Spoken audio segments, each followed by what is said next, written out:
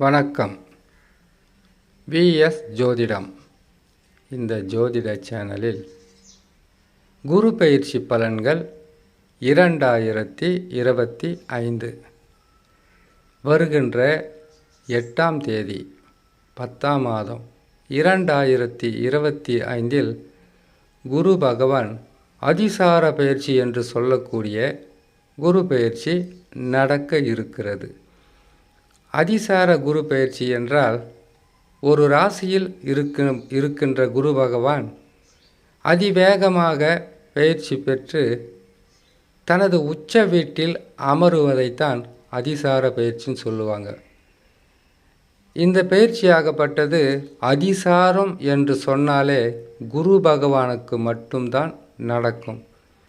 மற்ற கிரகங்களுக்கு நடப்பதற்குண்டான வாய்ப்புகள் இல்லை என்றுதான் ஜோதிடத்தில் சொல்லப்பட்டிருக்கிறது.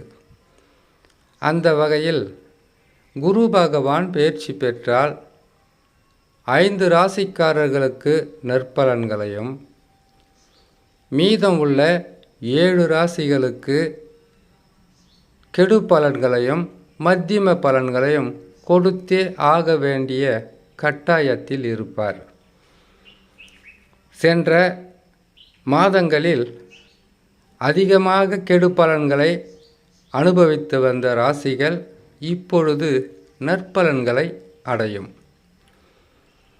ஒரு சில ராசிகளுக்கு மத்தியம பலன்களை கொடுத்திருப்பார். அதற்கும் காரணம் இருக்கு. மற்ற ராசிகளுக்கு அதிகமான கெடு பலன்களை தரப்போகிறார் என்று தான் சொல்ல வேண்டும். ஜோதிடத்தை முழுமையாக நம்பக்கூடிய எத்தனையோ ராசிக்காரர்கள் இருப்பார்கள். எப்பொழுதுமே குரு பகவான் என்பவர் ஆண்டுதோறும் பயிற்சி பெறுவார். பயிற்சி பெற்ற சில மாதங்களில் வக்ரமும் பெறுவார். சில மாதங்களில் வக்ர நிவர்த்தி பெற்று நற்பலன்களை தர ஆரம்பிப்பார். ஆனால் ஒரு உண்மையை சொல்ல வேண்டுமென்றால், குரு பகவான் பயிற்சி பெற்று ஓராண்டு நிலையாக இருந்து பலன்களை எந்த ராசிக்கும் கொடுத்ததாக இதுவரையில் கிடையாது. எதற்காகன்னு கேட்டிங்கன்னாக்கா, பயிற்சி பெற்று ஒரு ராசியில் அமர்றாரா, அமர்ந்த சில மாதங்களிலேயே வக்ரம் பெற்று விடுவார். வக்ரத்துக்கு பிறகு வக்ர நிவர்த்தி பெறுவார். வக்ரன்னா 1 மாதமா 2 மாதமா 5 மாதம் வக்ரம் பெறுவார். அல்லது 4 மாதங்களுக்கு மேல் வக்ரத்தை அவர் வக்ரகதியில் இருப்பார். இந்த நிலையில்தான் 12 ராசிக்கும் குரு பகவான் பலன்களை கொடுத்து கொண்டே இருப்பார். அதனால்தான் வியாழக்கிழமை வருகின்ற நாட்களில் சுப நிகழ்ச்சிகளை செய்வதை முற்றிலும் தவிர்த்து வருவார்கள். காரணம், உடைப்பட்ட நட்சத்திரமாக இருப்பதினால் இருக்கலாம். இந்த நிலையில் குரு பகவான் வருகின்ற 8/10/2025 பயிற்சி பெற்றால் கெடு பலன்கள் அல்லது மத்தியம பலன்கள் என்று சில ராசிகளுக்கு இருக்கும். குரு பகவானை மட்டும் வைத்து சொல்லாமல் ராகு கேது சனி பகவானையும் பார்த்து பலன்களை சொல்ல வேண்டியது ஒரு ஜோதிடரின் கடமை. அந்த நிலையில் பார்த்து எந்தெந்த கிரகங்கள் நல்ல நிலையில் இருக்கிறது, எது நற்பலன்களை செய்து கொண்டிருக்கிறது, அதிகமான கெடு பலன்களாக இருக்குமா அல்லது ஓரளவுக்கு நற்பலன்களாக இருக்குமா என்பதை ஒவ்வொரு பதிவாக சொல்லும் போதும் சொல்லிக்கொண்டே வரலாம். இப்பொழுது முதலில் மேசராசி. மேசராசிக்காரர்களுக்கு இப்பொழுது இருக்கக்கூடிய இடம் குரு பகவான் ராசிக்கு 3. ராசிக்கு 3இல் குரு பகவான் இருந்தால் மனம் ஒரு நிலையில் செயல்படாது. பல வகையிலும் மனக்குழப்பங்களை சந்திக்கக்கூடிய சூழ்நிலையாக இருந்திருக்கும். பொருளாதார வளர்ச்சியை விட பொருளாதாரம் வளர்ச்சியாக இருந்தாலும் அதைவிட 2 மடங்கு உங்களுக்கு விரயங்களாகவே இருந்திருக்கும். அல்லது உங்களுக்கு ராகு பகவான் 11ஆம் இடத்தில் இருப்பதினால் உங்களுக்கு விரயங்கள் என்பது அவ்வளவாக தெரிந்திருக்க வாய்ப்புகள் இருந்திருக்காது. ஆனால் இப்பொழுது பயிற்சி பெற்று சுகஸ்தானம் என்று சொல்லக்கூடிய 4ஆம் ராசியில் உச்சம் பெற்று அமருகிறார். இது கெடு பலன்களைத்தான் தரும். காரணம், 4ஆம் இடம் என்பது குரு பகவானுக்கு கெடு பலன்களை தரக்கூடிய ஸ்தானம். ஆனால் குரு பகவான் கெட்ட இடங்களில் அமரும்போது 2 கிரகங்கள் உங்களுக்கு சாதகமாக இருக்கிறது.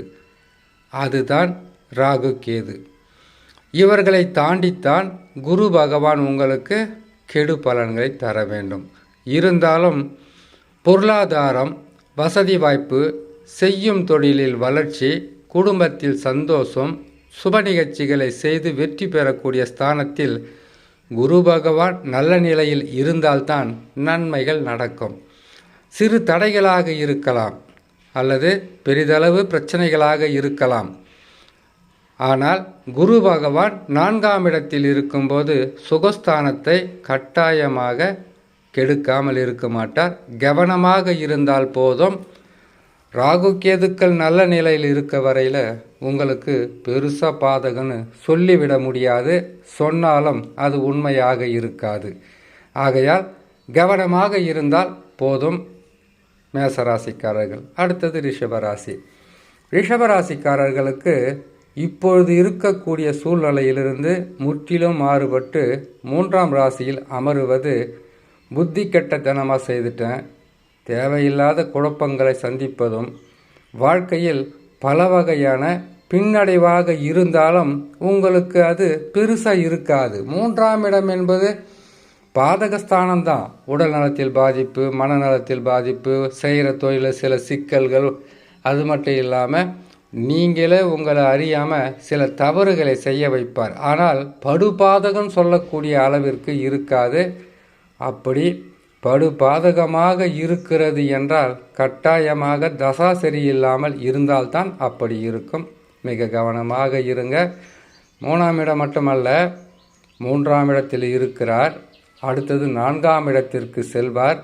2 ஆண்டுகள் கெடு பலன்களை தந்தாலும் இந்த 2 ஆண்டுகளுக்கு உங்களுக்கு பாதகத்தை தராத சாதகத்தை தரக்கூடிய அமைப்பில் உங்களுடைய ராசியினுடைய யோகாதிபதி சனி பகவான் 11ஆம் இடத்தில் இருக்கும் வரையில் ரிஷபராசிக்காரர்களுக்கு பெருசாக கெட்ட பலன்னு சொல்லிவிட முடியாது.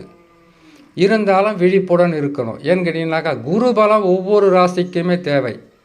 அந்த குருவே பாதகஸ்தானத்திற்கு போகும்போது விழிப்புடன் இருந்தால் உங்களுக்கு கஷ்டங்களிலிருந்தும் நஷ்டங்களிலிருந்து உங்களை காப்பாற்றி கொள்ளலாம். அடுத்தது கடகம்.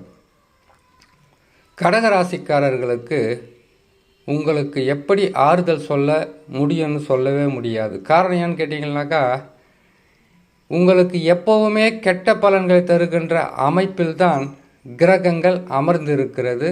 கடந்த 3 ஆண்டுகளாக ஒரு பக்கம் அஷ்டம சனியில் அவதிப்பட்டுக்கிட்டு இருந்தீங்க.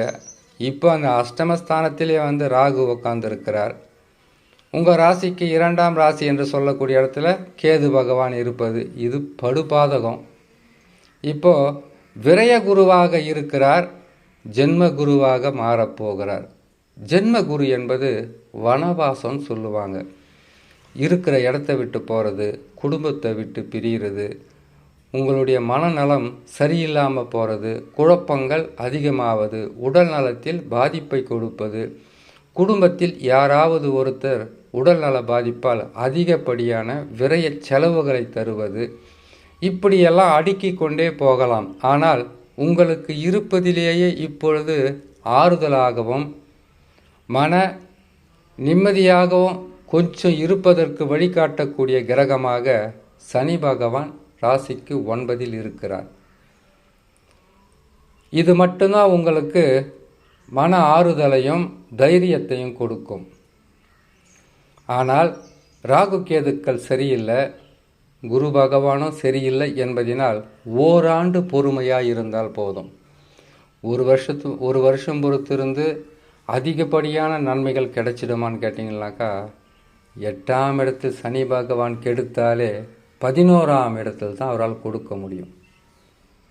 சும்மாவே கடகராசிக்காரங்களுக்கு குரு மாறி விட்டோன்னு எல்லாம் பிரச்சனை மாறிட போகுதுன்னு சொல்லக்கூடாது.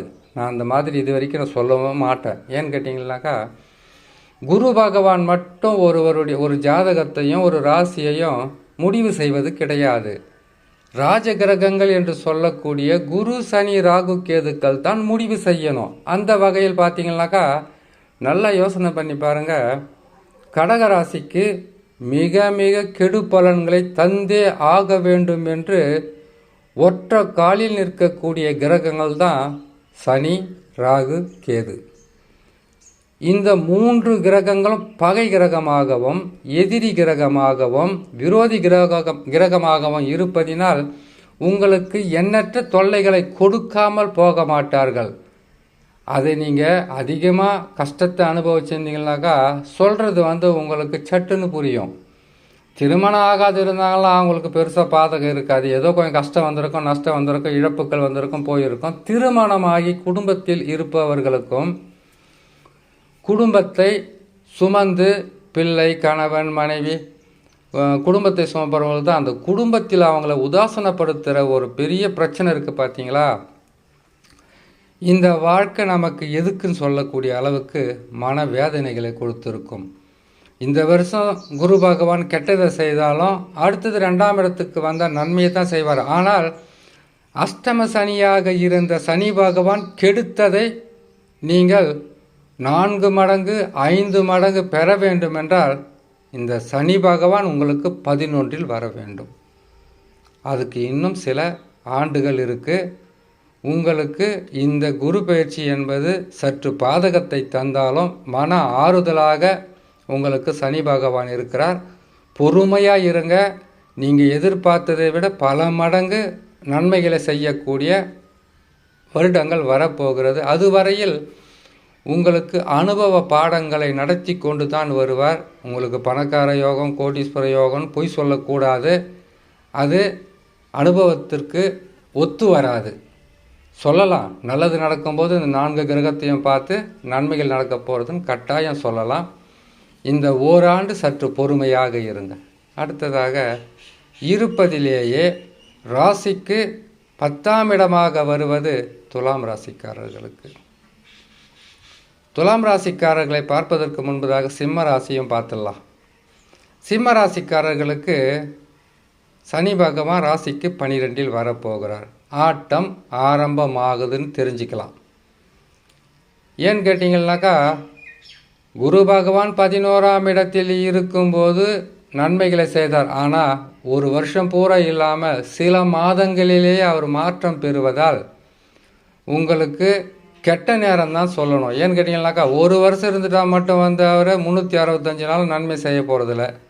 வக்கரன்னு ஒரு 5 மாதத்தை நன்மை செய்யாமல் நின்றுடுவார். இருந்தாலும் 11ஆம் இடம் என்பது சிம்ம ராசிக்காரர்களுக்கு அள்ளி அள்ளி கொடுக்கக்கூடிய ஸ்தானம்தான். அவரால் கொடுக்க முடியவில்லை. காரணம், ராகு, கேது, சனி சரியில்லைங்க. வெறுமனே சிம்ம ராசிக்காரங்களை மன ஆறுதலுக்கு தான் சொல்லணும். கோடீஸ்வர யோகம், லட்சாதிபதி யோகம் அப்படின்னு. ஆனால் குரு பயிற்சி பெற்று உங்கள் ராசிக்கு 12ஆம் இடத்தில் உச்சம் பெற்று அமர்கிறார். விரயங்கள் ஆரம்பமாகும். பொறுமையாக, நிதானமாக, அமைதியாக அமர்ந்து சிந்தனை செய்து செயல்பட்டு வந்தால் வரக்கூடியது எல்லாமே கெட்ட காலம், கெட்ட நேரம்தான். அதிலிருந்து முழுமையாக உங்களை காப்பாற்றிக்கலாம்.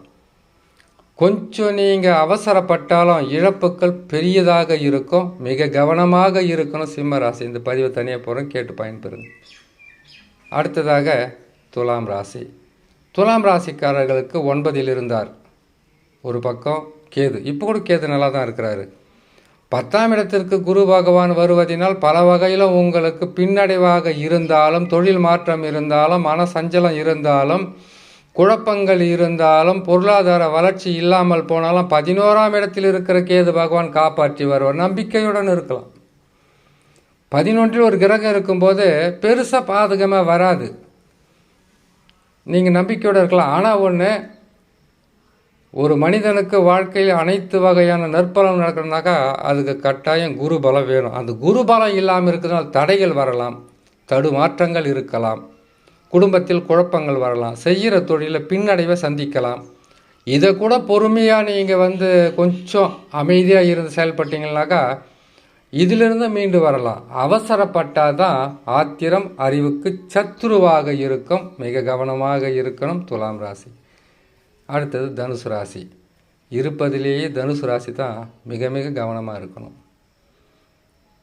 சரி, உங்களுக்கு குரு பகவான் தான் 8க்கு வரார். ராகு கேது நல்லா தானே இருக்கிறாரு. மிக கவனமாக இருக்கணும்னு சொல்கிறீங்க கேட்டீங்கன்னாக்கா, உங்கள் ராசி அதிபதிங்க அவர். உங்கள் ராசி அதிபதியை 8க்கு மறையும் போது பல வகையான சிக்கல்களை சந்திக்கக்கூடிய சூழ்நிலையாக இருக்கும். நல்லா யோசனை பண்ணுங்க. கடக ராசியில் குரு பகவான் உச்சம் பெறுகிறார். கடக ராசி தான் தனுசு ராசிக்காரங்களுக்கு அஷ்டமத்து அதிபதியாக வரக்கூடிய சந்திர பகவான். பெண் வழி, பெண் உறவு, பெண்களால் இப்படி வரக்கூடிய பெண் உறவுகளால் சில பிரச்சனைகளை சந்திப்பது இந்த ராசி தான். அப்போது ஆண்களுக்கு மட்டும்தான் பெண்களால் பிரச்சனை வரும். அப்போ பெண்களுக்கும் இருக்குது தாயாதி வழி உறவுகளால் சிக்கல்.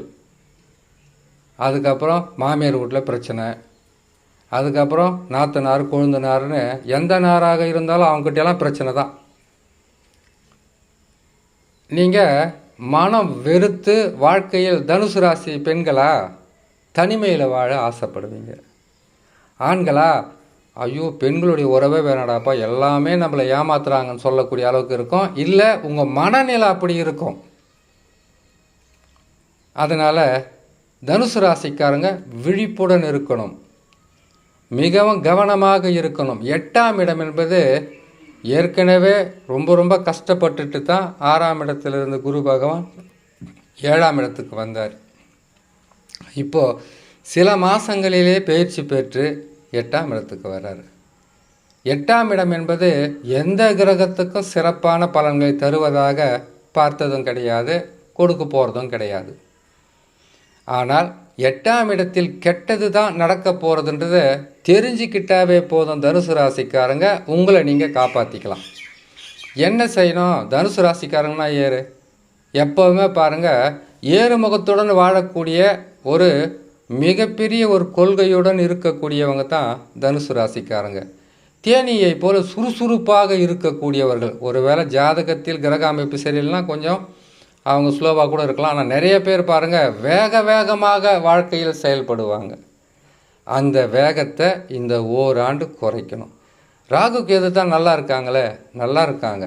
அது பொருளாதாரத்தை கொடுக்கக்கூடிய ஸ்தானம் கிடையாது, முயற்சிகளில் வெற்றிகளை அடையக்கூடிய ஸ்தானமாகத்தான் இருக்குது. அதனால் மிகவும் கவனமாக இருக்க வேண்டும் இந்த ஓராண்டு தனுசு ராசி. அதற்கு அடுத்ததாக கும்பராசிக்காரங்களுக்கு மெல்லமாக மூச்சு விடக்கூடிய நேரம் இப்போ தான் வந்தது. இன்னும் 7.5 சனியே முழுசாக முடியல. ராகு கேதுக்கள் உங்களுக்கு இருப்பதிலேயே ராகு கேதுக்களும் சரியில்லை. ஆனால் குரு பகவான் 100% உங்களுக்கு நன்மையை செய்தாருன்னு பொய் சொல்ல முடியாது. ஓரளவுக்கு நன்மைகளை செய்து கொண்டு இருந்ததை கூட 6ஆம் இடத்தில் உச்சம் பெற்று அமருகின்ற குரு பகவான் நோய், கடன், பகை, எதிர்ப்புகளால் பல வகையான கஷ்டங்களை கொடுக்கக்கூடிய ஸ்தானத்தில் தான் அமருகிறார். ஒரு உண்மையை சொல்லட்டுங்களா? 12 ராசிக்காரர்களுக்கும் இது ஏமாற்றக்கூடிய பதிவாக இல்லாமல் இன்னும் குரு பயிற்சி என்பது திருக்கணிதம், வாக்கிய கணிதம் இருக்குது. இப்போ போட்டுக்கிட்டு இருக்கிறது வாக்கிய கணிதம். இந்த வாக்கிய கணிதத்தில் பார்த்தீங்கன்னாக்கா வாக்கிய கணிதத்திற்கும் திருக்கணிதத்திற்கும் சில நாட்கள் தான் வித்தியாசமாக இருக்கும். உங்களுக்கு முன்னெச்சரிக்கை பதிவுன்னு சொல்லி போடுறோம் இல்லையா? இதை வச்சு என்ன செய்யணும்? கெட்ட நேரத்தில், ரொம்ப கெட்ட நேரம் தான் கும்பராசிக்காரங்களுக்கு.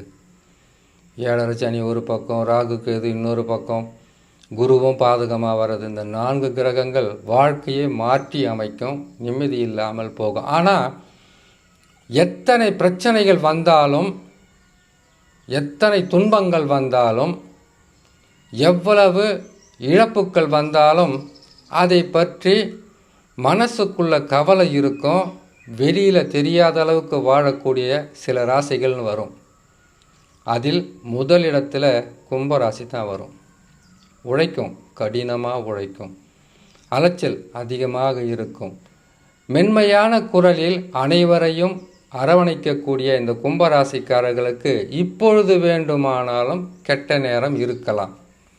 ஆனால் அடுத்தடுத்து நற்பலன்கள் நடக்கும். 7.5 சனி விலகிற வரைக்கும் கொஞ்சம் பொறுமையாக இருங்க. மன சஞ்சலமோ மன கஷ்டமோ வேணாம். ஏன்னு கேட்டிங்கனாக்கா 6ஆம் இடத்தில் வரப்போகிறார், நன்மைகள் நடக்க போகுதுன்னு போய் சொல்ல முடியாது. கொஞ்சம் கஷ்டமாக தான் இருக்கும். இது முன்கூட்டியே தெரியுது இல்லையா உங்களுக்கு, கெட்ட நேரம், அமைதியாக இருக்கணும்னு. அமைதி, பொறுமை. உடல் நலத்தில் பாதிப்பு வந்தால் மருத்துவரை அணுகுவது, குடும்பத்தில் பிரச்சனை வந்தால் அமைதியாக இருங்க, நன்மைகள் நடக்கும். ஒவ்வொரு ராசிக்கும் தனிப்பதிவாக குரு, சனி, ராகு, கேது இந்த 4 கிரகங்களுடைய அமர்வையும் வைத்து நன்மைகள் எவ்வளவு நடக்கப் போகிறது, தீமைகள் எவ்வளவு நடக்கப் போகிறது, இதற்கு பரிகாரம் என்ன என்பதை ஒவ்வொரு பதிவாக போகிறோம், கேட்டு பயன்பெறுங்க. இன்னொரு நல்ல பதிவில் உங்களை நான் சந்திக்கிறேன். நன்றி, வணக்கம்.